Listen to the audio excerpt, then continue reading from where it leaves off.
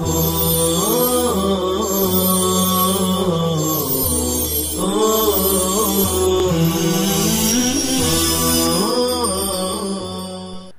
اللہ الرحمن الرحیم والصلاة والسلام علی رسول اللہ وعلی آلہ وصحبہ ومن تبعہم بإحسان الی یوم الدین، اما بعد۔ ہمارے درس نسائی کی یہ 40ویں قسط ہے، وللہ الحمد علی ذالک، اور اب ہم ابواب صلاۃ الاستسقاء شروع کرنے جا رہے ہیں، اس لیے کہ یہ بھی صلوات مخصوصہ میں سے ایک صلاۃ ہے۔ استسقاء باب استفعال سے ہے، سقیا سے مشتق ہے، یعنی بارش۔ آج کل حرمین میں زمزم کے جو کولرز بھرے ہوئے رہتے ہیں اس پر بھی لکھا رہتا ہے سقیا زمزم۔ استسقاء کا معنی ہوگا اللہ تعالیٰ سے بارش مانگنا، چاہے دعا کے ذریعے، چاہے مخصوص نماز کی مخصوص کیفیت کے ذریعے۔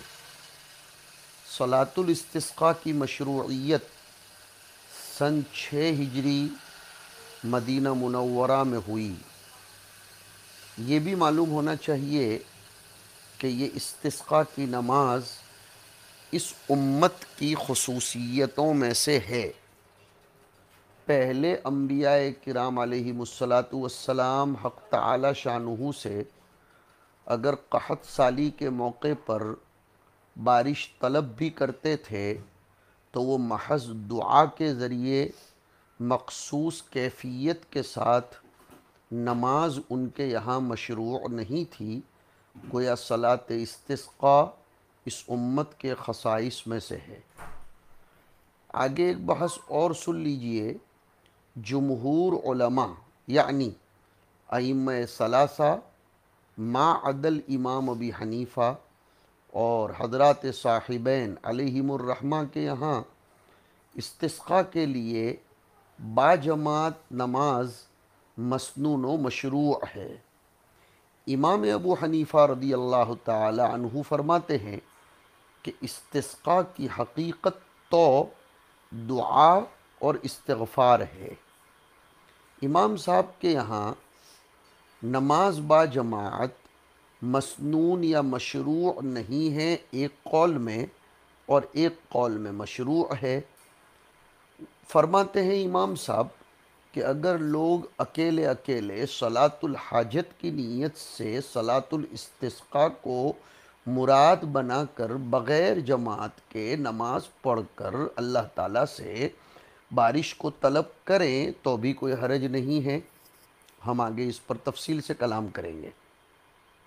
صلاۃ استسقاء میں سارے علماء کے یہاں خطبہ مسنون ہے سوائے امام صاحب کے، اس لیے کہ امام صاحب جب نماز با جماعت ہی کی مشروعیت و مسنونیت کے قائل نہیں ہیں تو پھر خطبہ بھی امام صاحب کے یہاں مسنون نہیں ہے۔ البتہ ایک بات یہ یاد رکھی جائے کہ امام صاحب کے علاوہ دیگر سارے علماء کے یہاں خطبہ مسنون ہے، مگر وہ خطبہ زمین پر دیا جائے گا، منبر پر نہیں۔ اس خطبے کے درمیان ائمہ ثلاثہ اور امام محمد کے یہاں تحویل رداء امام کو کرنا چاہیے، وہ سنت ہے۔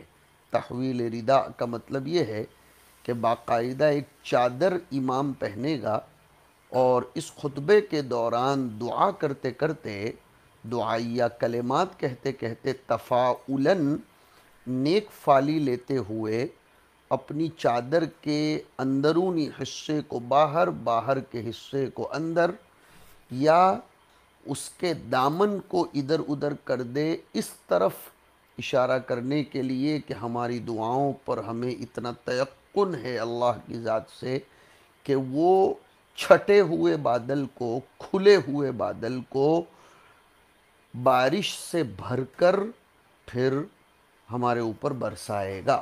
تو تحویل رداء اشارہ ہوگا تحویل سحاب و سماع کی طرف۔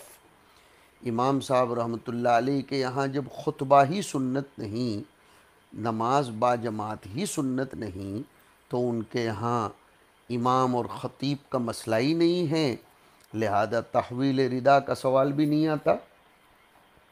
امام ابو یوسف سے روایتیں مختلف ہیں۔ صلاۃ الاستسقاء میں امام احمد اور امام شافعی علیہم الرحمہ کے یہاں تکبیرات زوائد مشروع ہیں، عید کی نماز جیسا۔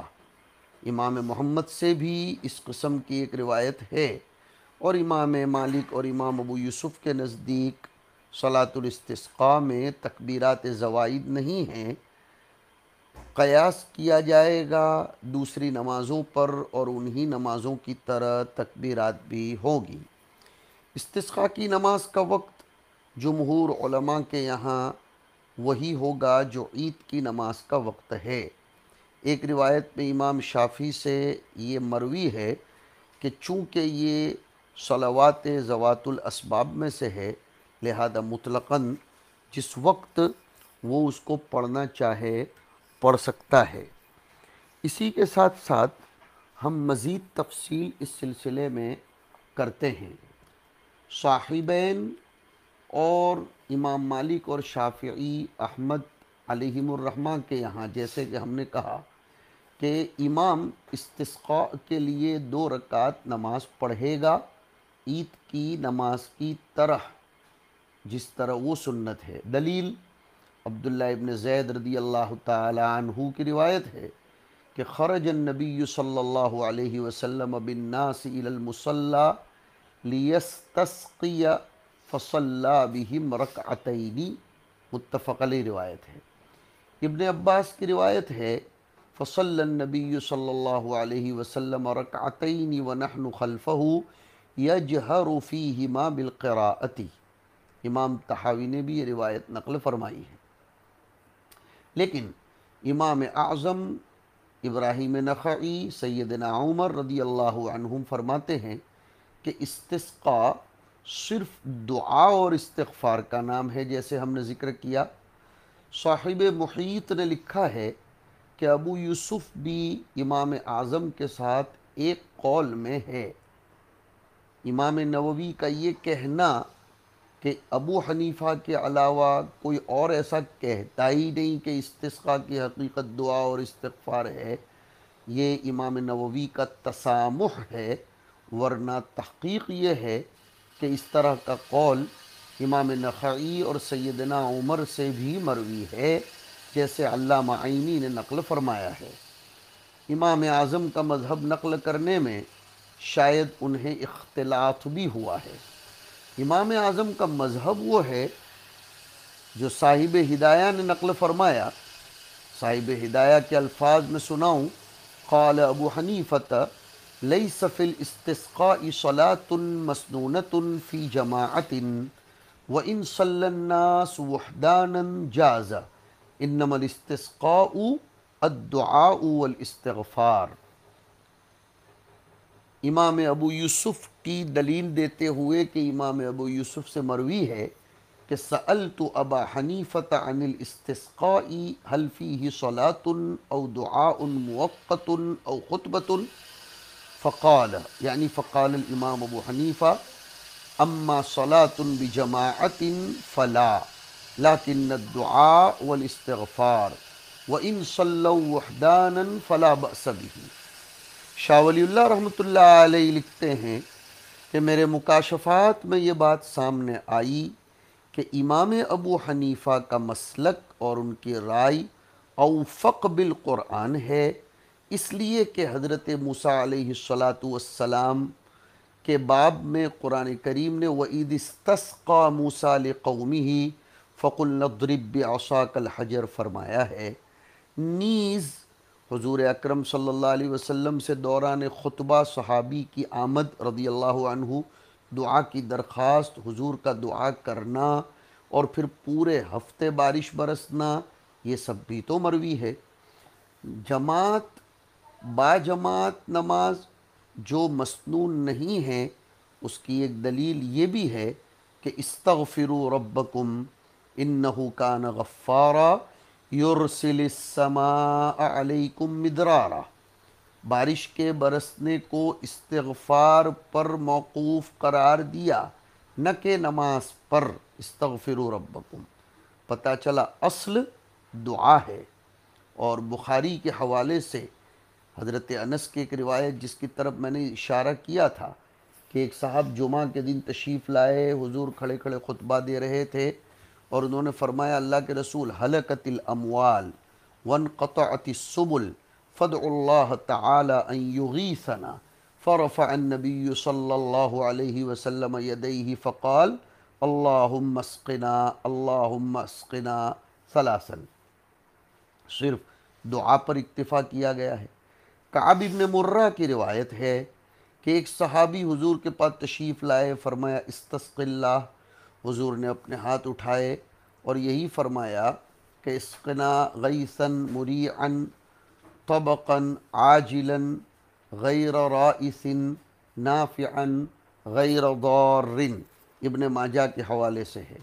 اسی طریقے سے ایک روایت ہے کہ حضور جب استسقا کرتے تھے تو یہ دعا پڑھتے تھے اللہم غیثا مغیثا مریعا نافعا غیر ضار عاجلا غیر آجل، رواہ البیہقی۔ پتہ چلا کہ استسقا جب کبھی ہوتا تھا دعا ہوتی تھی۔ عمرو بن شعیب عن ابیہ عن جدہ کی روایت میں آیا کہ حضور جب استسقا فرماتے تھے تو یہ دعا پڑھتے تھے، یاد کرنا چاہیے طلباء کو، اللہم اسق عبادک و بہائمک وانشر رحمتک و احیی بلدک المیت، ابو داؤد میں یہ روایت آئی ہے۔ مشکات شریف کے اکثر روایات سے بھی یہی ثابت ہوتا ہے کہ استسقا دعا اور استغفار کا نام ہے۔ ان حضرات نے جو حدیثیں پیش کی ہے اس سے سنیت ثابت نہیں ہوتی۔ حضور نے کبھی استسقا کے لیے نماز پڑھی اور کبھی نہیں پڑھی، تو اب سنیت کیسے ثابت ہوگی؟ علامہ شامی لکھتے ہیں سنت تو وہ ہے جس پر حضور نے مواظبت فرمائی ہو، کبھی کیا کبھی نہیں کیا، اس سے ندب ثابت ہوتا ہے۔ سنت تو مواظبت سے ثابت ہوتی ہے۔ عدم سنیت کی دلیل وہی ہے جو حضرت عمر سے ثابت ہے کہ انہو استسقا ولم یصلی لو کانت سنتا مؤکدتا لما ترکہا۔ امام اعظم اعمال سے کام لیتے ہیں، احمال سے نہیں۔ ہر چیز کو اپنے اپنے مرتبے میں رکھ کر بات کرتے ہیں کہ استسقا کی نماز جائز تو ہے، سنت نہیں کہہ سکتے۔ ہم ایسا نہیں کہتے ہیں کہ استسقا کی نماز ہی نہیں ہے، نہیں نہیں نہیں نہیں، مسنون ہونے میں اختلاف ہے۔ تو اب یہ لازم نہیں آتا کہ امام صاحب نے اس کو بدعت کہا ہو، ابن حجر نے غلط نسبت کر دی ہے، خطأ فاحش کا ارتکاب کیا ہے۔ تحویل ردا کے باب میں نے بحث چھیڑی تھی کہ جمہور ائمہ کے نزدیک تحویل ردا سنت ہے، اس لیے کہ روایت میں آیا حول رداءہ، ہاں، حین استقبل القبلۃ، متفق علیہ روایت ہے۔ اور ابو داؤد کی روایت میں بھی آیا ثم رفع یدہ فلم یترک الرفع حتی بدا ای ظہر بیاط ابطیہ ثم حول الى الناس ظہرہ وقلب او قال حول رداءہ۔ لیکن امام صاحب بعض مالکیہ اور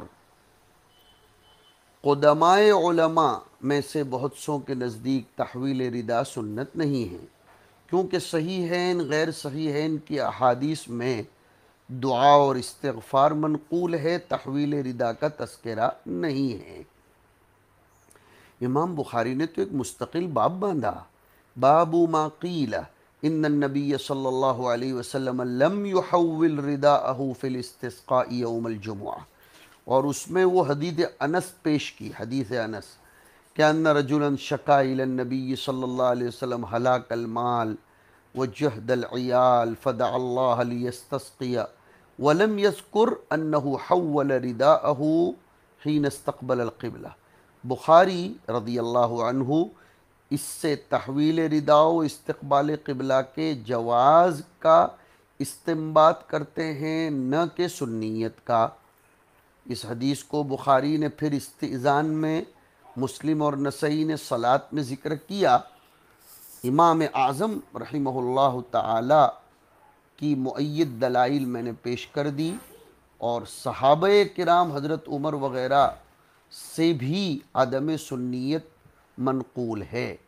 اب جن روایتوں میں تحویل ردا کا ثبوت ہے ان سب کا جواب بھی سنو۔ تحویل ردا پر موازمت اور مداومت کہاں ہے؟ تو سنیت کیسے کہیں گے؟ اور میں نے اشارہ کیا تھا، صاحب ہدایہ نے زوردار جواب دیا کہ تحویل ردا تفاعلاً تھی نہ کہ سنتاً تھی۔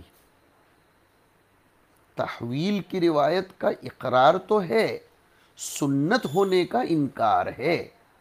تحویل تبدیل احوال کی خاطر بطور نیک فعلی ایسی شکل کی بنا پر کی گئی جو بغرض عبادت نہیں، لہذا حیثیات کا فرق ہے، وہ سنت نہیں ہوگا، ثابت تو ہوگا۔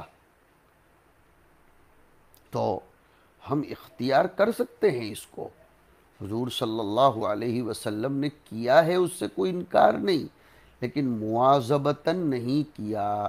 اسی لیے امام محمد نے اس قول کو اختیار کیا اور اسی پر فتویٰ ہے۔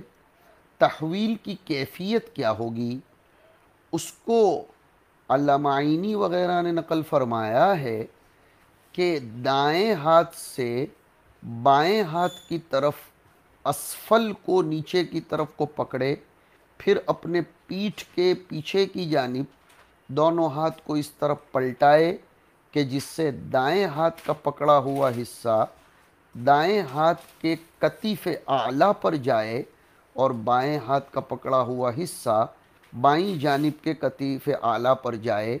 ایسا کر لے گا تو یمین یسار بن جائے گا اور یسار یمین بن جائے گا، اور اعلیٰ اسفل ہوگا اور اسفل اعلیٰ ہوگا۔ اور اگر مربع ہے وہ چادر تو اعلیٰ کو اسفل کر دے، اور اگر مدور ہے جبے وغیرہ کی طرح تو ایمن کی جانب کو ایسر کی طرف کر دے۔ اور حکمت تحویل کے متعلق علماء کرام نے یہ بھی لکھا ہے، حکمت تحویل کے متعلق حافظ بن حجر سے نقل کرتے ہوئے بعض نے کہا کہ رفع یدین فی الدعا کے وقت وہ چادر گردن پر ثابت رہنے کے لیے تحویل ردا کی گئی، لہذا یہ تحویل سنت نہیں ہوگی، وہ من جہت الی جہت تحویل یہ سنیت کے طور پر نہیں تھی، یہ مصلحت الگ تھی۔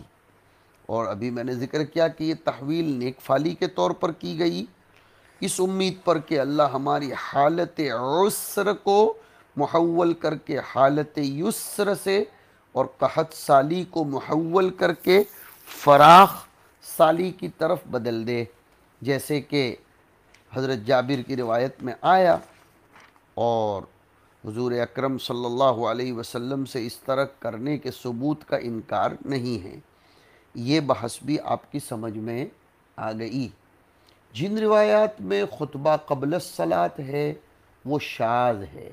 ابن حجر فرماتے ہیں کہ تطبیق یہ دے دو کہ حضور نے اولاً دعا کی تھی، پھر نماز پڑھی، پھر خطبہ دیا۔ بعض راوی دعا کو خطبے سے تعبیر کر دیتے ہیں جو دراصل خطبہ نہیں بلکہ دعا ہے۔ یہ ان لوگوں کے باب میں نے کہا جو یہ کہتے ہیں کہ خطبہ پہلے دیا جائے گا، جبکہ ایسا نہیں ہے۔ ایک بحث تو یہ بھی آپ کے سامنے آ گئی، باقی باتیں انشاءاللہ آئندہ کی نشست میں ذکر کریں گے۔ وصلی اللہ علی النبی الکریم۔